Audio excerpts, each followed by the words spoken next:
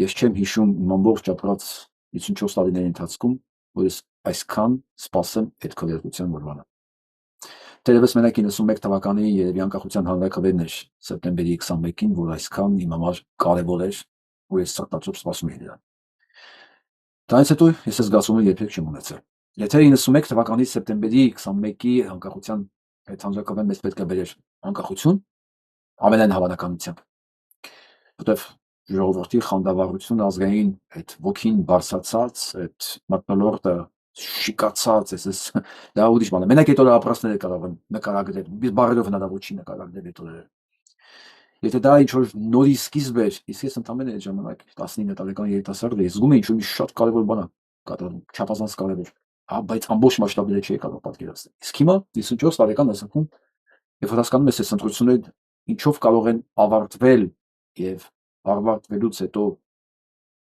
վատ հետևանքով ինչով կարող է ավարտվի այդ արդյունքները իրականում, մտածում ես, որ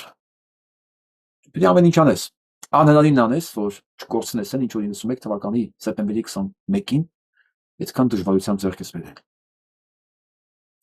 Չգիտեմ, ես կարողացա բացատրել այն ապրումները, որ ունեմ, թե ոչ։ Թերևս ինձ կհասկանան մենակ նրանք, ովքեր այս ամբողջ պատմական ընթացքը գիտակցաբար են ապրել։ Որ պետք է զիջել մի մասը պահելու։ Երբ որ դու չես զիջում, կորցնում ես ամեն ինչ, ու հերոս ես։ Եթե զիջում ես, կեսը տալիս ես ինչ-որ մի բան պահում ես, քեզ ժողովուրդը համարում է դավաճան։ Այս մեթոդաբանությամբ աշխատեց Փաշինյան Նիկոլը։ Մենակ ստեղ իրան մենակ մեկ բան ասող չեղավ ստեղ։ Ու այս հպարտ տղեն, որ թիկունքում նստած է Հարամ Մանուկյանը, այսօր բուրըն քննադատում է Փաշինյան Նիկոլին, որը իրականացրել է իր հոգևոր խոր, նաև իր հոգևոր խոր ծրագիրը։ Ճունիկը զիջել է ինչ-որ մի բան պահելու համար։ Եվ ոչ մեկ իրեն չասեց, այլ իհարկե։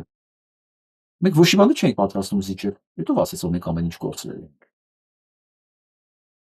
Մենք հայրենիք ենք վերականգնել։ Մենք չենք էլ պատրաստում զիջելու։ Բոլորովին։ Իսկ իտով ասեց, որ թուրքը համաձայն է, որ դու կեսը տաս, մեզ կեսը մնա քեզ։ Այս կեղտոտ ծրագիրը փորձ է արվել իրականացնել դեռ 91 թվականից։ Բայց այն ժամանակ հայ ժողովուրդը ուրիշ